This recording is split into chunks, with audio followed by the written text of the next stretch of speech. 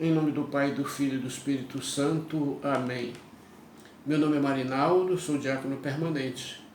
Hoje nós vamos gravar algumas informações a respeito de alguém que queira ser ou tornar-se diácono permanente.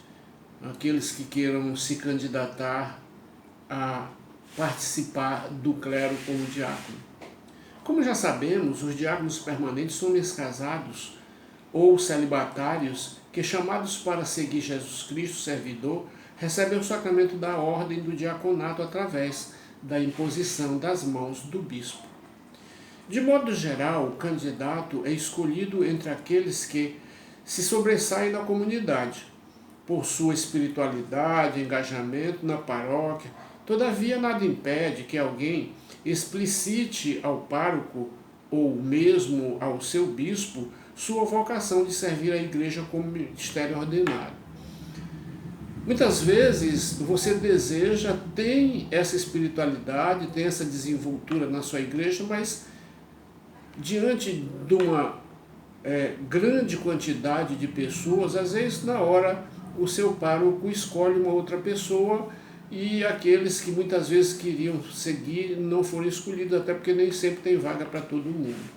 Mas isso não lhe impede de você ir ao seu pároco, falar a ele do seu desejo de se tornar um diácono permanente, ou se você não quer ir ao seu pároco, ou não conhece o seu pároco, aquele da sua comunidade, você comunga em outra igreja, em outra paróquia, ou não. Mas se você conhece o bispo, você tem uma certa amizade, o bispo lhe conhece, então não custa nada, você pode ir tranquilamente ao seu bispo, conversar com ele, dizer para ele do seu desejo, das suas pretensões. Caberá a ele aprovar ou não, fazer essa indicação ou não, porque ele, o bispo, é que é o responsável final de todos aqueles que vão se tornar diáconos, padres, e por aí vai começando a organização da igreja. Para que você seja um diácono permanente, há algumas exigências. Você não pode simplesmente se tornar um candidato ou um diácono permanente achado. O pároco, uma vez nas mãos com as informações daqueles candidatos, faz a indicativa, leva ao bispo, que depois de fazer uma pesquisa, depois de verificar o seu comportamento na comunidade, saber a sua idoneidade civil, de marido, de pai, de comunitário, depois de fazer algumas pesquisas nesse campo, poderá aprovar ou não a sua indicação para o diaconato permanente. As normas da igreja já exigem algumas coisas para os candidatos. Por exemplo, hoje, para você se tornar um diácono permanente, você tem que ter o mínimo de 35 anos. E tem que ter o mínimo de 5 anos de casado, se você for um homem casado. Se não, a idade mínima é essa, mas tem que levar em consideração alguns pontos. Por exemplo, se você é solteiro e você procura ser um diácono permanente, você não vai poder casar-se. Você será ordenado como solteiro. Isto é a questão do celibatário. Você será um celibatário que você será ordenado solteiro. Se você é casado, você vai ser ordenado casado e você não poderá casar-se, nem mesmo se a sua esposa, por um desnível da vida, vier a falecer. Você é um celibatário. Então você precisa levar em consideração esses pontos, porque a igreja vai fazer essas pequenas exigências. Você precisa ter a sua vida financeira definida, porque você não terá salário, como acontece, por exemplo, com os padres. Os padres trabalham numa paróquia, eles recebem, a diocese paga alguma coisa para eles, um determinado salário, a paróquia, mas o diácono não tem salário, exceto aqueles que o bispo escolhe para uma diaconia, para um trabalho específico. Aí não, é diferente porque ele vai exercer um trabalho profissional, é diácono e vai fazer um trabalho, vamos dizer, de responsabilidade. Ele vai ser um diácono que vai tomar conta de uma diaconia. Ele vai, porque de alguma forma ele vai ficar lá durante muito tempo, né? O seu tempo será empregado ali, é uma outra história, né? Então você precisa saber que o diácono não tem salário. Entretanto, o trabalho de deslocamento dele, ele vai de carro para uma comunidade ou para outra, faz algumas caminhadas, isso poderá ser sim ressarcido, porque ele já não recebe o salário pelo seu trabalho. Como diz o próprio Evangelho, de graça você recebe, de graça você tem que dar. Então é isso que nós devemos fazer. Entretanto, o gasto que você faz com o deslocamento, isso poderá ser ressarcido. Mas não você vai fazer disso uma exigência. Eu, por exemplo, não faço disso uma exigência.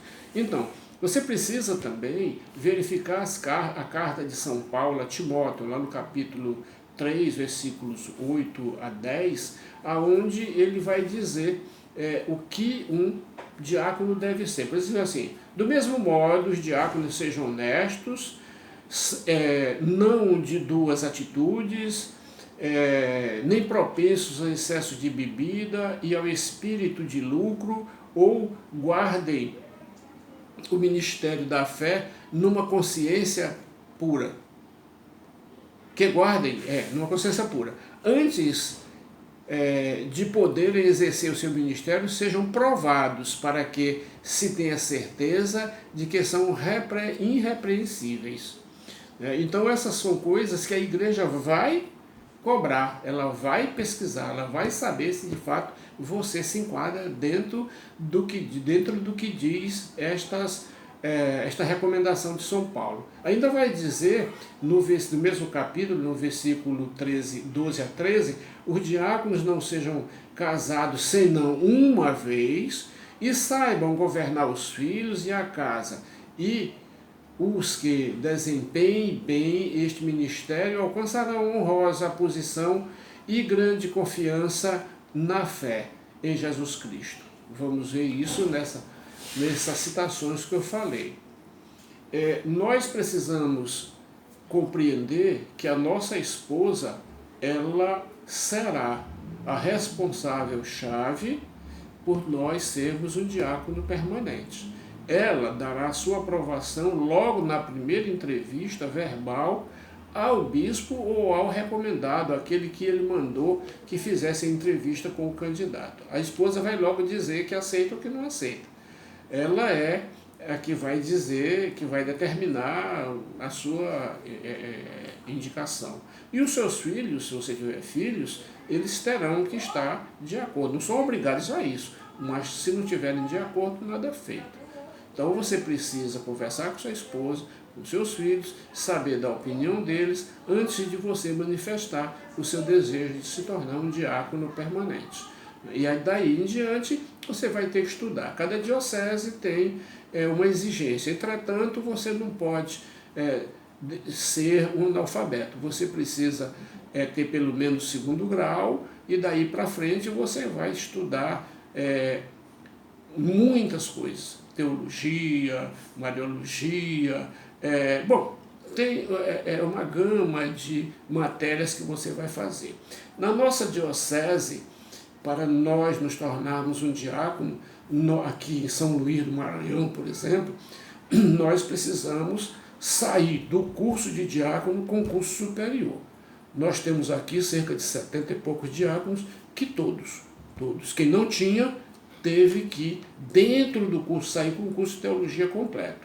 Então, outros que já tinham, não foi preciso grandes exigências, porque já tinham. Mas quem não tinha, teve que permanecer o tempo necessário na escola para sair de lá sabendo o que ia dizer, o que ia falar, porque você vai ser uma pessoa que vai falar para grandes multidões. Se você não souber falar, então fica um negócio meio complicado.